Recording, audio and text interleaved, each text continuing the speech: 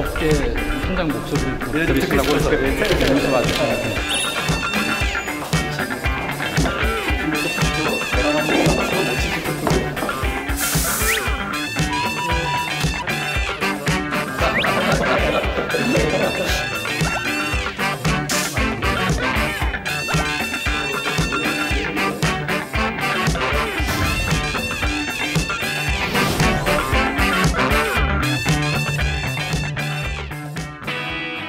지난 7월 정부는 의료기기 분야 규제 혁신 및 산업 육성 방안을 발표했습니다. 도대체 누구를 위한 규제이고 무엇을 위한 규제인지 묻지 않을 수 없습니다. 의료기기 산업의 낡은 관행과 제도, 불필요한 규제를 혁파하는 것이 그 시작이 될 것입니다. 의료기기 개발 이후 시장 진입까지 시간을 최대한 단축할 수 있게끔 관련 규제를 걷어낸다는 내용인데요.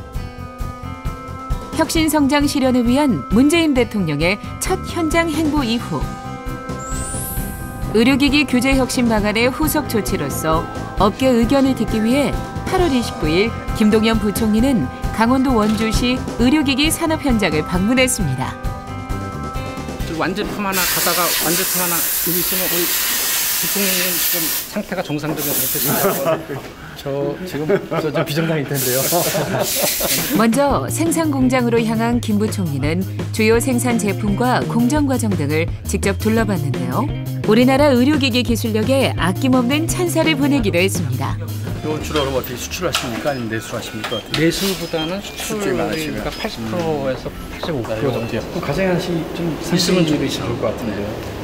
이후 의료기기 관련 업체 관계자들과 간담회를 통해 의료기기 산업의 현황과 발전 방안에 대한 의견을 공유했습니다. 중소기업이 원래 고용 창출과 더불어 지역 경제나 포함 이렇게 선순환의 역할이 예쁜 기업들이 너무 많은데 이게 언론의 사회적인 분위기인 거죠.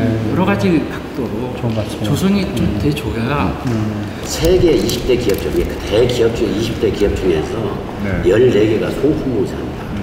그런 것들은 지금 한국의 그 인프라가 잘 형성이 돼서 조금만 조성해주고 기업들을 좀 밀어주면은 아마 금방 성장할 수 있는 힘이 있을 거예요.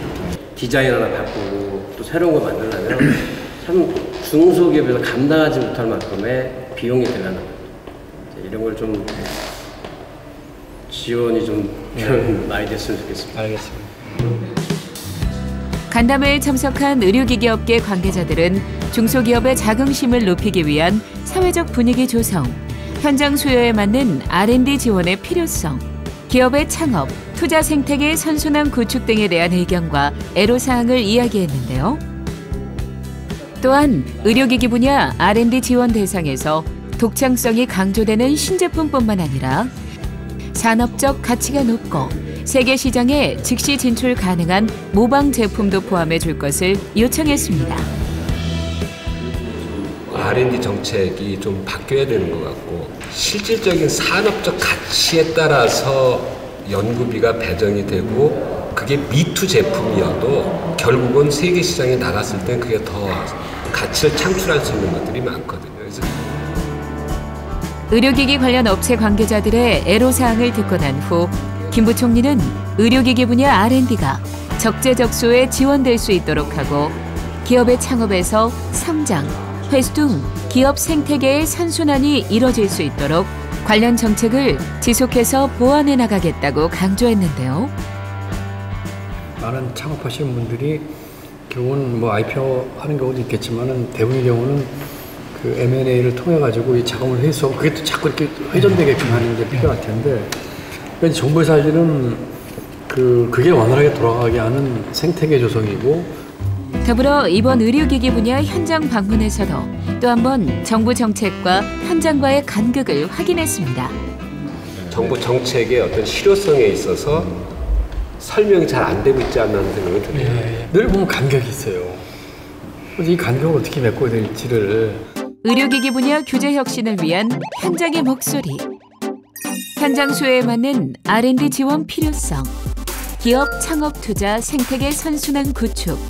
중소기업의 자긍심을 높이기 위한 사회적 분위기 조성 등에 대한 제안에 김 부총리는 의료기기 분야 R&D가 적재적소에 지원될 수 있도록 하고 관련 정책을 지속해서 보완하겠다고 화답하며 간담회를 마무리했는데요. 현장에서 답을 찾다. 혁신 성장 속도에 박차를 가하는 의료기기 규제 혁신. 대한민국 혁신 성장의 로드맵을 완성해가는 계기가 되길 기대해 봅니다.